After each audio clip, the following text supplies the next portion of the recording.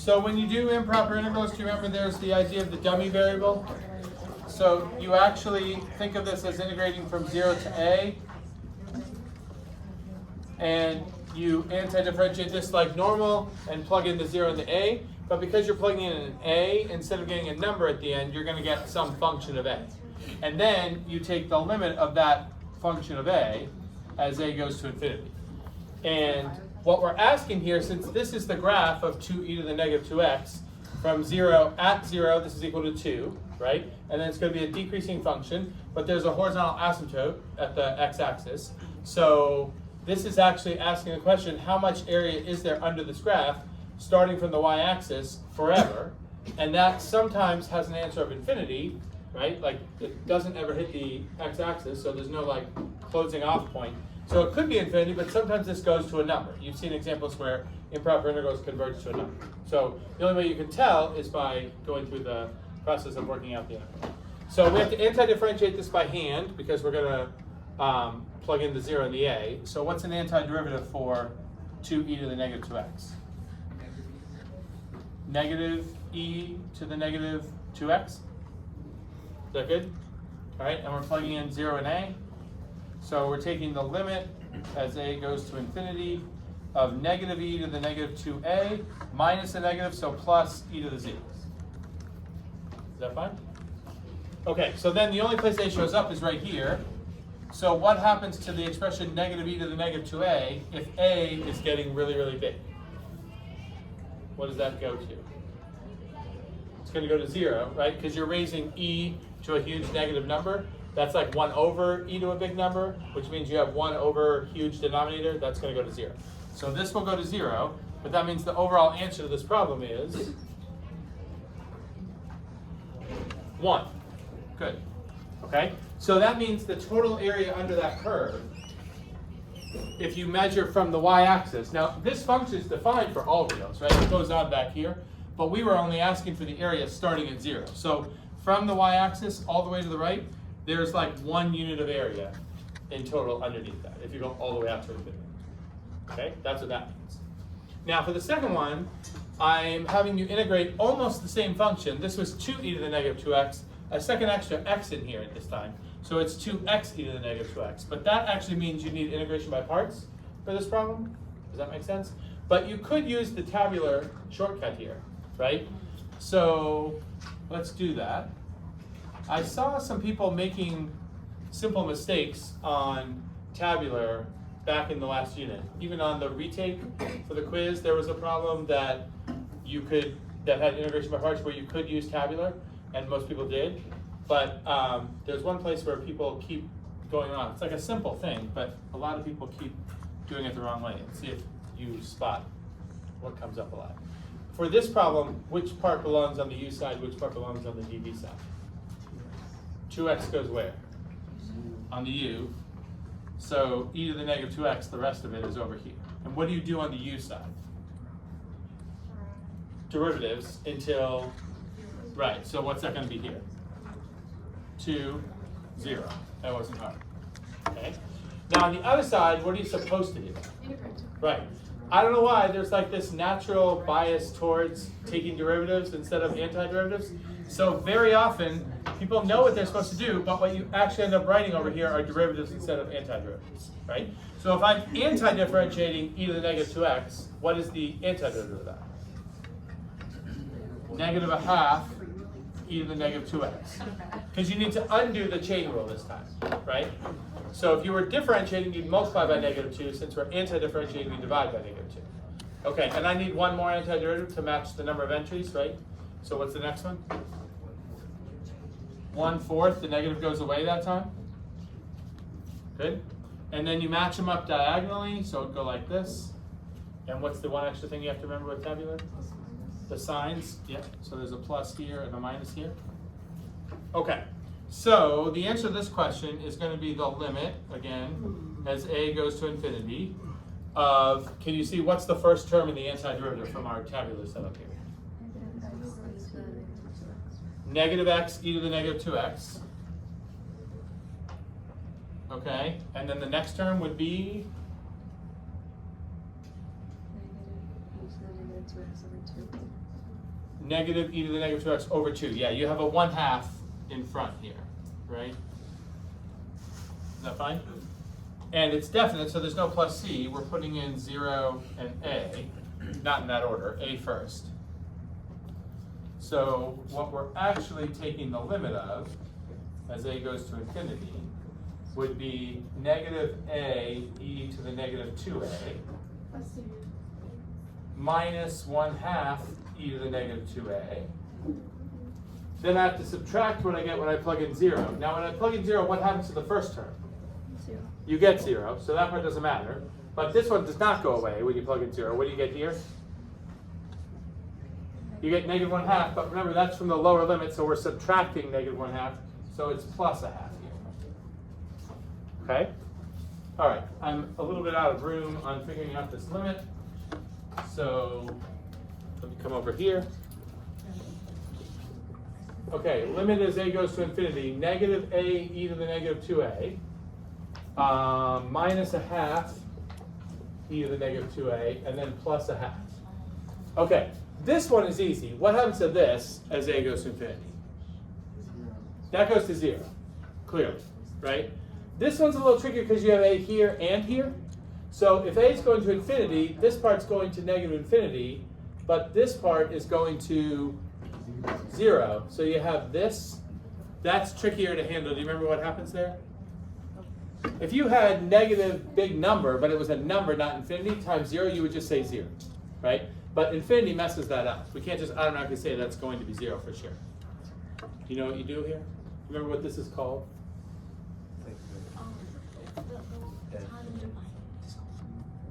What did you say? Indeterminate form, right. This is like the other ones that we see more often, like this, right? You have to make it. Right, so we handle these kinds of things using L'Hopital. So you want to do that here, but you can't use L'Hopital in this form. You need like a fraction where both things are going to 0 or both things are going to plus or minus infinity. That's easy enough to do here, right? How could we rewrite this? It'd be like e over e to the 2. Yeah, negative a over e to the 2a, right? Now, if a is going to infinity, the top goes to negative infinity, the bottom goes to infinity, and that's just, this is like plus or minus infinity over plus or minus infinity. Like the signs don't matter. But now we could use L'Hopital, right? So if you take derivatives of this, what's your new fraction? Negative 1 over 2e to the 2a. And then do the limit again. What happens to this as a goes to infinity? That's going to go to 0. So it turns out in this case that does go to 0, but be careful. Like it doesn't go to 0 just because infinity times 0 is 0. That is not a thing. Okay, that's made up rules. So this goes to 0. This one we already said goes to 0. This is a constant, so the final answer is 1/2. Okay.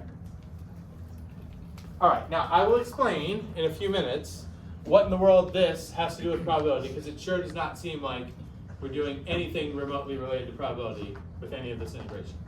Okay, but by the time you leave class today, you will see that this is, in fact, representative of some of the stuff we're going to do in probability. Now, I don't mean to say, though, that everything we're going to do now that we switch over to continuous random variables necessarily means you're dealing with improper integrals. It's actually fairly rare that we have to worry about improper integrals, but you are going to be doing integration with probability problems if you're dealing with continuous random variables.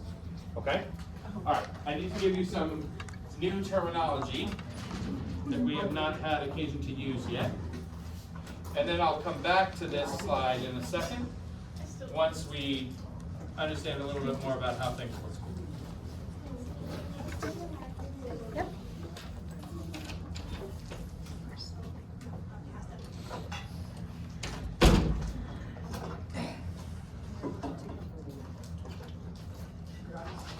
Okay, so the switch here is from discrete random variables to continuous random variables, okay?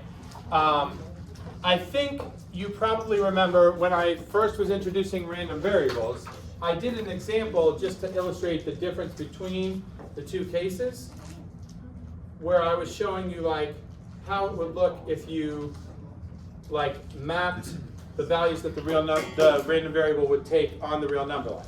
So if it's discrete, the values that the random variable would take on could be represented as specific points on the number line. And it's like only those points are where the values for a random variable make sense. In, I think, basically every case that we were doing, the values the random variable would represent would be integers, but they don't have to be integers. Like you could have a random variable where the values that it took on were like 0, 1/3, 2/3, 1, 1 1/3, 1 2/3, 2. Like that's also discrete. It doesn't have to be integers, okay? But it has to be values where you can like count what they are. This is the first one, this is the second one, this is the third one, and so on, okay? That's discrete. Continuous is when you say it's not specific values, it's every value. Hey. It's every value between two particular values on here, okay? So the example I did with you guys when we started this was like, if I wanted to do an example of a continuous random variable, we were talking about like observing people that come through the door, and the random variable would be like the height of the person that comes through the door. And we said maybe heights are measured in inches, and we would say, okay, we're not going to get anybody less than 4 feet or more than 7 feet. Everybody's going to kind of fall in that range. But once we establish those parameters, that it's stuff between 48 and 84, every number between 48 and 84 could make sense as a value of that random variable, right? You don't have to have just the integers. You don't even have to have like 48 1/4 inches. Like you could get as specific as you want depending on how exact your measuring device is, right? That's continuous, okay? So that's the difference between continuous and discrete. Now, there's a difference in how you talk about the probability functions for continuous versus discrete. Discrete random variables have what are called probability mass functions. And I didn't really emphasize the term mass at the time because we weren't yet making a distinction between the two. But probability mass functions are what you're used to already. Like the one specific type of discrete random variable that we've had so far, what's the one named random variable that follows a discrete distribution that IB expects you to know? We used it a whole bunch. Binomial. Now I told you another one that IB doesn't actually hold you responsible for knowing the name of, but we did study a second one other than binomial. Hypergeometric. There's actually, geometric is another one that's we didn't talk about, but there's lots. But hypergeometric and binomial are two of the examples, okay?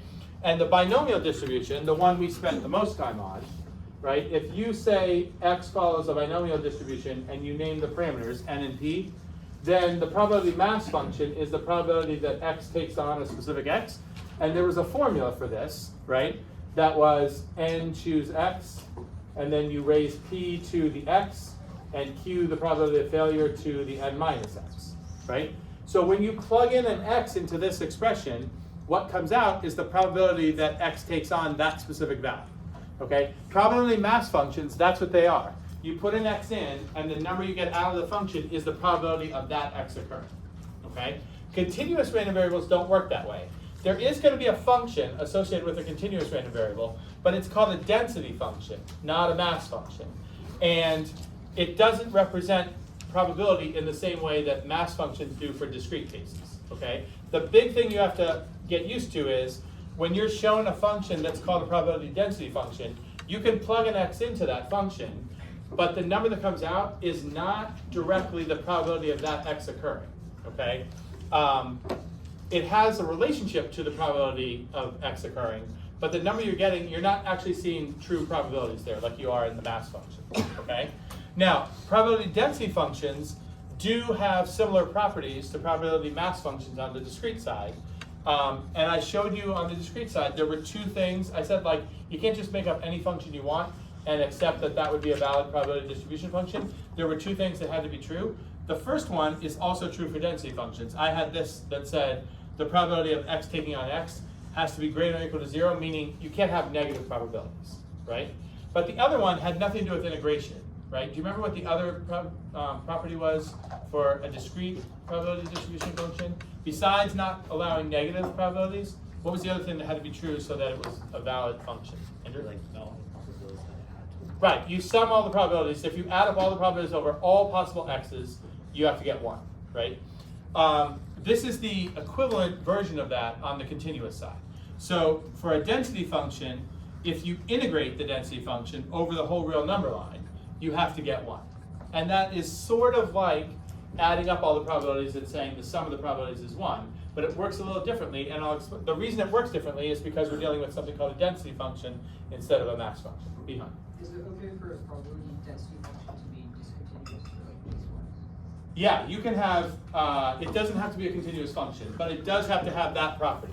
So like if you integrate over the whole real number line, and often the function's 0 for most of the real number line. So we're not, that's why I said there's a possibility that you might see infinity in the limits here, but in lots of problems you don't. Like the density function might define to be 0 everywhere except in this one interval. And in that one interval, if it's not 0, and you integrate over that region, you have to get 1.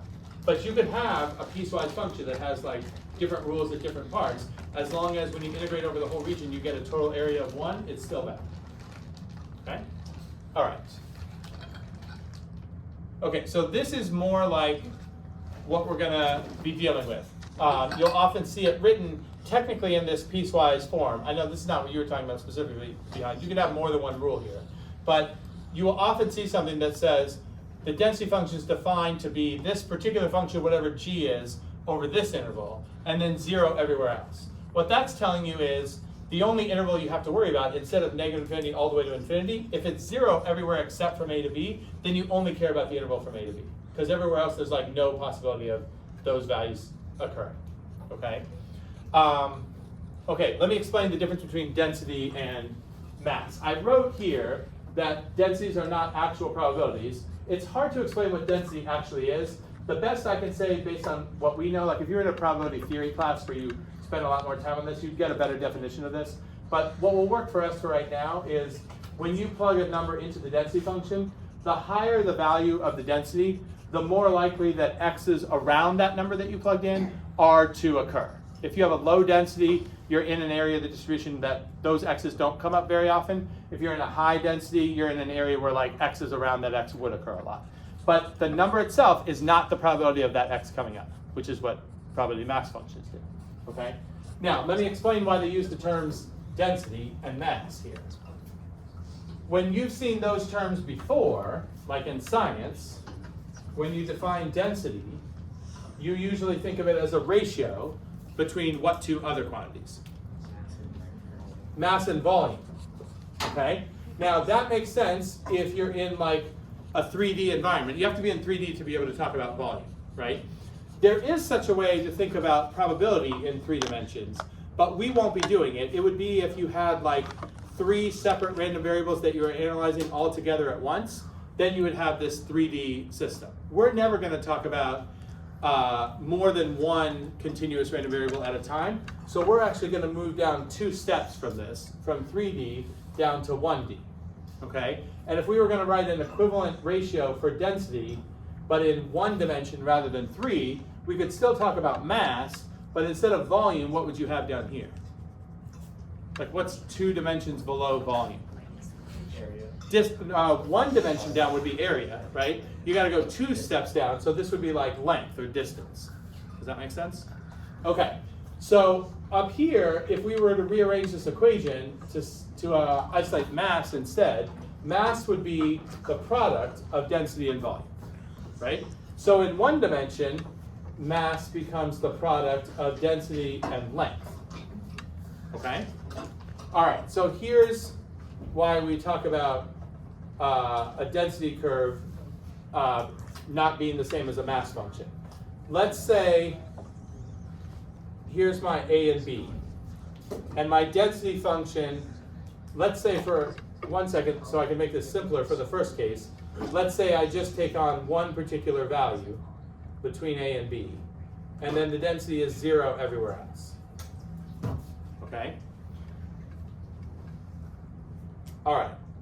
If the density is the same the whole time, and I want probability, let's say I want the probability, let's put some numbers in here. Let's say here's 1 and 2 and 3.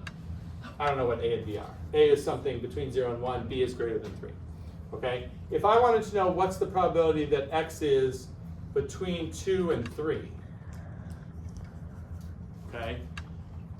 If probability mass is density times the length, your density would be the height of that curve, which is constant the whole time, and your length would be the distance of that interval, which is from 2 to 3, the probability mass would be this area here. Does that make sense? So the probability would be equal to whatever this value is, k, times b minus a. Okay? But what usually happens is your density function is not a constant. It's something like this. Like the thing I just showed on the warm-up was an example of a density function. Okay? Where the values are changing the whole time. So if your values are changing the whole time, if you want to know what's the chance that x is between 2 and 3, and at 2 you're at this value, but at 3 you're at this value, do you see, if I'm trying to get the area there, the height is changing at every point, so we have to go into this like idea you're familiar with from calculus, which is divide this up into these like infinitely thin strips, and then how wide is that strip? If it's like this infinitely thin but not 0 strip, what do we have in calculus that represents that? dx. Dx. So I would have like an f of x value for the density times a dx value for the length. This is density times length. This product would give you mass. So the equivalent of finding the probability in like the binomial distribution where you just plug an x in and you already have a mass function and the probability comes right out of the function. When you have a density curve, probability is area under the density graph. Okay? It's another application of like area under the curve. We've done a bunch of those in BC Calc, but if you think of the curve as being a density curve for a continuous random variable, then area under that density curve is the probability that you're looking for. Okay? So probability mass is found as area under a curve, which means every time you're doing area under a curve, you're doing integrals. So you would if you want the probability that x is between a and b, you integrate f of x from a to b. Okay? Now, given this, let me go back to the slide that we were doing in the warm-up. I'll bring this back in just a second. But do you see this function that I gave you, 2e to the negative 2x, since it's never negative on 0 to infinity, okay. Since it's never negative, and the area under the graph is 1, this qualifies as a valid probability density function. Okay? So this is actually a named one. It's not one that you guys have to know the name of. This is called an exponential distribution, and it's usually a distribution that's representing where the random variable has something to do with time. Okay, it could be like the time it takes for like a light bulb to burn out or something like that. Okay, and let's say if you wanted to know like what's the chance that the time is between half a unit and 1.5 units, you would just find the area under the curve between those two places. Okay, if you want to find the chance that the time is more than 1 unit, it would just be the integral from 1 all the way to the right. Right, so that's what you're finding there. And then do you see what this is doing? If I'm doing here, I'm integrating the density function, I'm getting 1 to say it's a valid density function. Here I'm integrating x times the density function. What does that seem sort of like that we did before? If you replace the integral with a sum, where were we doing x times probability and then adding it? That was expected value. This is the expected value version for continuous. You do x times the density function and you integrate that instead of summing it, and that's how you do expected value for a continuous random variable. I have a slide for that in a second. Okay? But what you're going to notice is basically if you replace everywhere we did a sum in the discrete cases, if you replace that sum with an integral, that's how probability works for continuous random variables. That's why you need calculus for this part. Because everywhere you would have done a sum, you now have to do an integral, because you can't sum over a specific number of x's if the x's are like everything from 0 to 1 or from 0 to infinity or whatever, right? You can't add them individually up anymore. Curious. So if I were to ask you, if probability is now area under the curve, and I said for this distribution, what's the probability that x is exactly 1? What, according to what I just defined, what should the probability be there? 0, which is hard to wrap your head around, but that is the answer. Okay? If you have a continuous random variable, the probability of x taking on any one specific value is just the area under the curve in a vertical line, and the vertical line has no width, therefore it has no area. Okay? That's on the slide that's coming up here too. You guys are thinking along with exactly what I'm making points about. So let me bring back where we were just now. Okay, so this is where we left off, right? Think of probability for a continuous random variable is just area under the density curve. So you're always basically going to be doing some integral. You're going to be given the density function, and you're going to be given like the bounds, and you just find the area under the curve given those bounds. Okay? Now this is what Shreyans was just getting at, right? If we take that to the case of asking what's the probability that x is equal to a could be any value, you would be integrating from a to a, and it's not going to matter what the density function is in that case. If the bounds are the same, that's going to be 0 every time. Okay? So think about my people coming through the door and the heights are the example. That would say that, like, if I asked what's the chance that the next person who comes through the door is exactly 6 feet tall, 72 inches, that probability would be 0. But if I asked, you can make whatever size bounds you want around 6 feet, 72 inches, and you can get an answer. So there's no chance that the person is exactly 6 feet tall. But if you want to ask what's the chance that the person who comes in the door next is like within 1/10 of an inch of 6 feet. So that would be like 72 minus 0.1, so 69 or 71.9 up to 72.1. Now I have like a 2/10 inch interval there. There's area under the graph there. We could compute that probability. It wouldn't be 0. Does that make sense? You can make the bounds as close as you want, but if you're asking just what is the probability of one particular value, that's always going to be 0. Okay? This is actually a question that comes up a lot on the IB test. If they're testing you about continuous random variables, they'll often have like a 1-point question that's like, here's a continuous random variable, here's the density function, what's the probability that x is this particular number? And they're checking to see, do you understand this concept? That's confusing at the beginning, but the idea is if it's a continuous random variable and they ask for the probability of one value, that's always area under a vertical line, that's going to be 0 every time. Okay? Okay, now I'm going to show you how the things we've done recently on the discrete side, how they would look on the continuous side. And basically, the whole next slide could be summarized by saying everywhere you're used to doing a sum, replace the sum with an integral and do the same thing, and now you have the continuous results. Okay?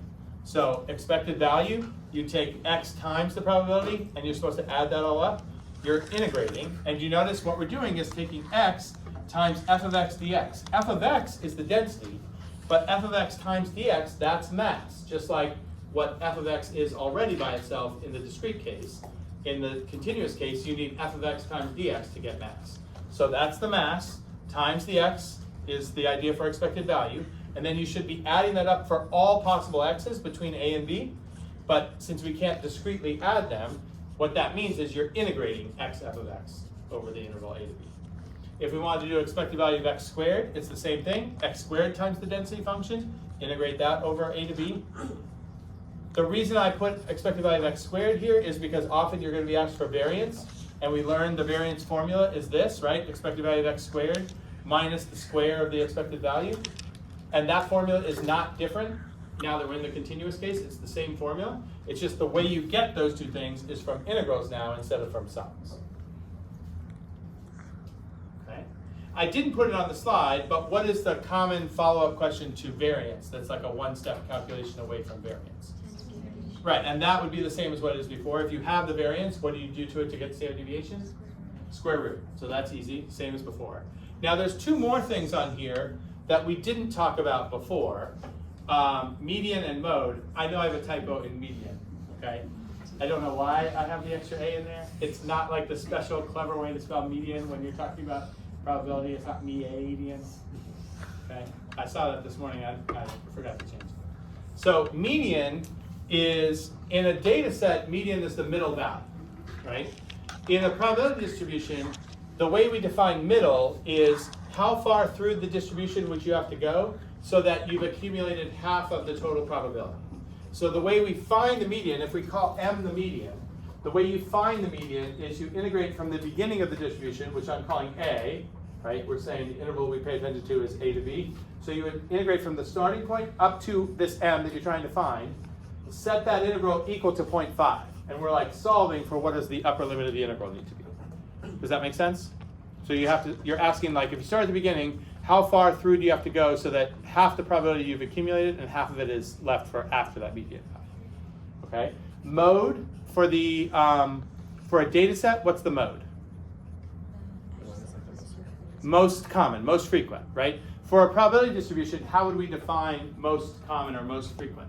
Highest probability. Highest probability. Now, for a density, for a continuous random variable, you're given the density function, not the mass, but we still define the mode as the place where the maximum occurs on the density function. Okay? It's the x value. It's not the max itself, because that would be the y. That would be the actual density value. It's the x where the max of the density occurs. That's the mode. Okay? All right, let's go through an example of this. So I'm giving you a function here, and the first question says verify it's a valid probability density function. Now, a couple things. The fact that I'm using the word density here rather than mass means I should be talking about what kind of random variable that. Continuous. What in the way the function is presented also tells you that you're dealing with a continuous random variable. I never use the word continuous or discrete, right? How do I know it's what if I hadn't said the word density here? How would I know that this is continuous? Okay, but you could have, piecewise isn't restricted to, like I could make up a probability distribution that had two different rules. Is it because like X? Right, x is anything from 0 to 2, right? If x was discrete, you wouldn't have this. You would have something like x is equal to 0, 1, 2, or 0, a half, 1, 3 halves, or whatever. It would be listing them out, not saying everything from 0 to 2 is in it, behind. If you had a function where like there was another term that was just a constant for one single x,